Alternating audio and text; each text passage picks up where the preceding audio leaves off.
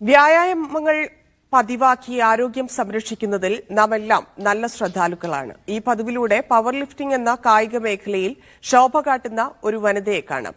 Alappuzha general ആശുപത്രിയിൽ nursing അസിസ്റ്റന്റായ Indira 57-ാം വയസ്സിലും പവറാണ്.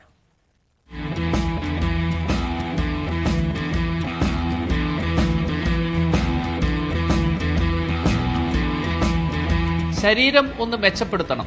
നാട്ടുകാരുടെ ആരോഗ്യം നോക്കുന്ന തനിക്ക് തന്റെ ആരോഗ്യം നോക്കണമല്ലോ എന്ന് കരുതി ജിമ്മിൽ പോക്ക് കർശനമാക്കി. ജിമ്മിൽ കാണിക്കുന്ന പവർ കണ്ട് പലരും പറഞ്ഞു പവർ ലിഫ്റ്റിംഗിൽ ഒന്ന് നോക്കാൻ.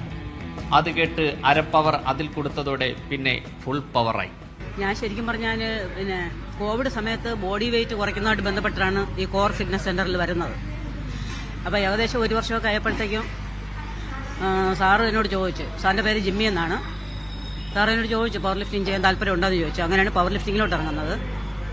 ഇപ്പം ഞാൻ 2022 ആദ്യമായിട്ട് നാഷണൽ കോമ്പറ്റീഷനിൽ പങ്കെടുത്ത് സിവിൽ സർവീസ് കോമ്പറ്റീഷന് വേണ്ടി ഗവൺമെന്റ് ജീവനക്കാർക്ക് വേണ്ടിയിട്ടുള്ള.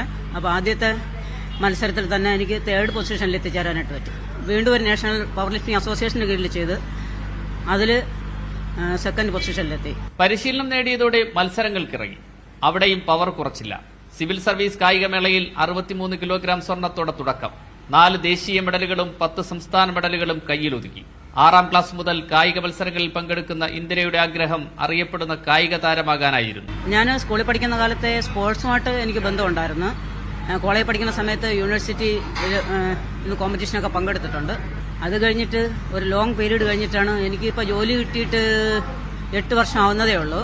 ഇപ്പം NGO യൂണിയന്റെ പിന്നെ കായിക മത്സരങ്ങൾ ഉണ്ടായിരുന്നു.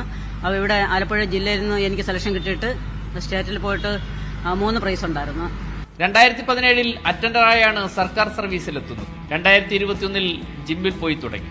320 കിലോഗ്രാം ഭാരം വരെ ഈ പെൺകരുത്ത് ഉയർത്തിയിട്ടുണ്ട്. ദേശീയ തലത്തിൽ സ്വർണ്ണ മെഡലാണ് ലക്ഷ്യം. അതിനായി പ്രായം തളർത്താത്ത കരുത്തിൽ അധ്വാനം തുടരുകയാണ്.